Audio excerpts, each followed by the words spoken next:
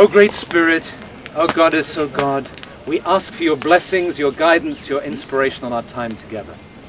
And we offer this chant.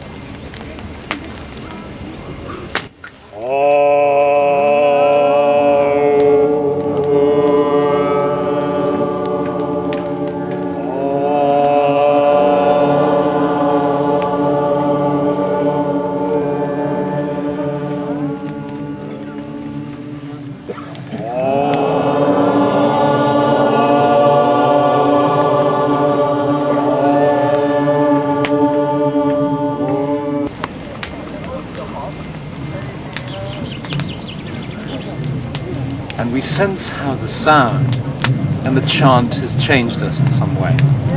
We know that something has happened. Because what we know is that we create a field. We know we have a field of our energy body, a field around us that influences the wider world. And we know that when we come together as a group and we work together either in ritual, in ceremony, in celebration, in worship, in magic, for all these reasons, with consciousness and intent, we affect the field and we create a field amongst us. And this, in turn, like ripples in the pool, affects the wider world.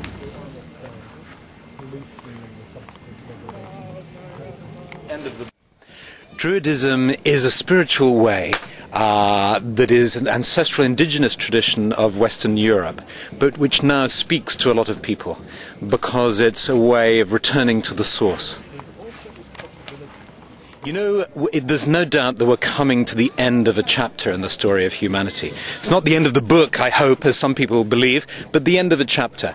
And when you come to the end of a chapter, you get the story comes full circle. And so you see a lot of people turning to ancestral traditions now, returning back up to the source. And in Druidry we have this image of the salmon leaping upstream to the source.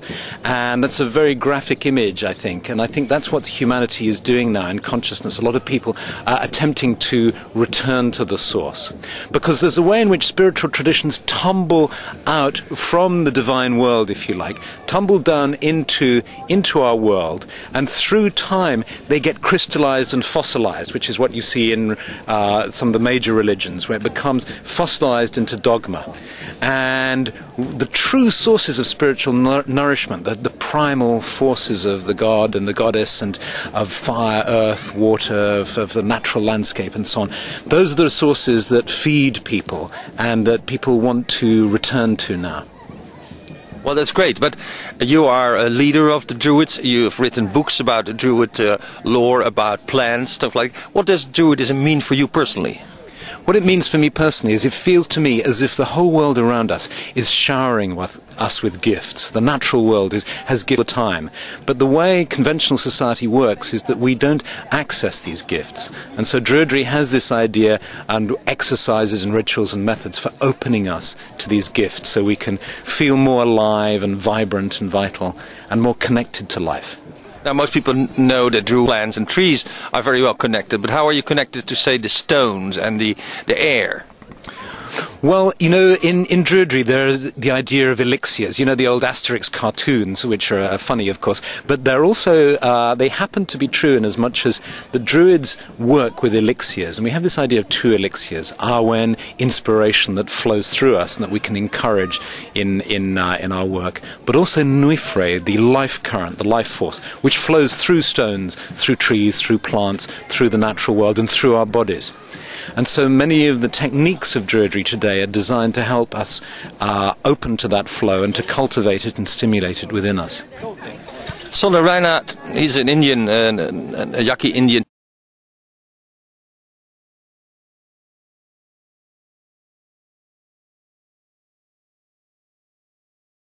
Yes, absolutely, absolutely. And again, a big movement around the world now is realizing this family, coming to really understand that, and working with spiritualities and spiritual paths and ways that bring us back into touch with an awareness of the family, which we never left, but which we've been deluded into thinking that we've left.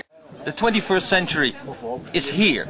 what is the message of Druidism to the people? Talks about the family of it nature. Might seem strange to be looking at ancestral traditions in the 21st human beings, century, but the family of nature is much wider. Absolutely vital. Is that shared by the Because Druids? as we reach this critical stage in the history of humanity, we're reaching a time where things have to change. Things have to come to an end and something new has to develop. And as I said, when things come towards a close, we go back, we go full circle back to the beginning.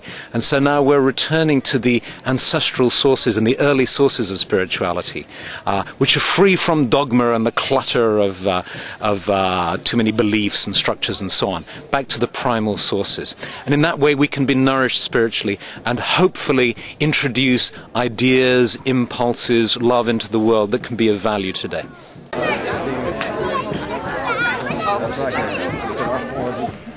So what we do is, the way we begin our gatherings is we always invoke the spirit, because the central idea in Druidism is there's more than just us. We celebrate the fact that we exist in our physical bodies and we enjoy that, but we also celebrate the fact that there is more than just us. And the way that we do this is we chant this sound, and of course it sounds a little like Amen, it sounds a little like Aum or Om. You know, it has a combination of these two things. So now I'd invite you to do this.